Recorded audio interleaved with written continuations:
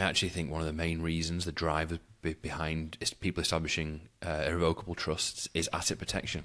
You know, you're just constantly aware that everything you've worked so hard for can go up in smoke here with contentious litigation. Yeah. And In the same way as a lot of people hold their properties through LLCs for the limited liability protection that it provides, not because there's any sort of tax wheeze, but because it just provides the owner of that property with protection if there's any chance of them being litigated against because someone trips and hurts themselves in their property.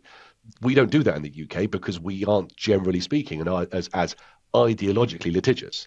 So yeah, I fundamentally agree with you. I think that is a mindset in US asset management that just doesn't exist in the UK. But if you've set up an irrevocable trust in the US for that reason, asset protection, and you're not really thinking about inheritance tax, honestly, it's just about you've done well, you want to protect it, and you or some of your family and beneficiaries move to the UK, can this still work?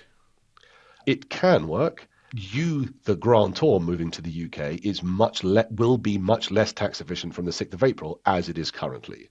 That, I think, is the fundamental. If your kids move to the UK, yes, it can be made to work. You've got to watch it, we've got to manage it carefully, but yes, it can be made to work.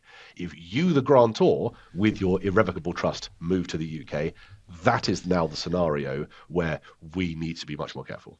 And presumably, you know, given the name is irrevocable, if you do that, there's not much you can do, right, as a grantor. If I put $5 million into an irrevocable trust, I later decided I was an 80-year-old in Florida who decided I want to go back to the UK, and I do that, do I just have to accept that this is kind of going to stink, or? It's not necessarily. It's not going to stink. You're going to have more tax to pay in the UK than you would have paid in the current scenario. But don't forget, they've still got that 10-year period. And from an inheritance tax perspective, that might be the principal thing they're concerned about. There might be some income tax and capital gains tax to pay, but you know what? There are probably quite a lot of people that can kind of get on board with that. It's the re-inclusion of those trust assets within the inheritance tax system after 10 years. That's what stinks. But if your client is 80, that may well never happen. But Aidan, so if I do that, I still get the 10. So even though the trust is a distinct, separate entity to me, because I'm the grantor, the trust gets a 10-year. I can exclude the trust for 10 years as well. The status of the trust relates to the status of the grantor. So if the grantor is not in the UK for more than 10 years, the trust remains outside the scope of inheritance tax. All right. And I feel we're getting overly technical here. I keep going, and I've held back at various points here as well, but I feel we're getting too technical. So as we wrap up, just summarise the situation.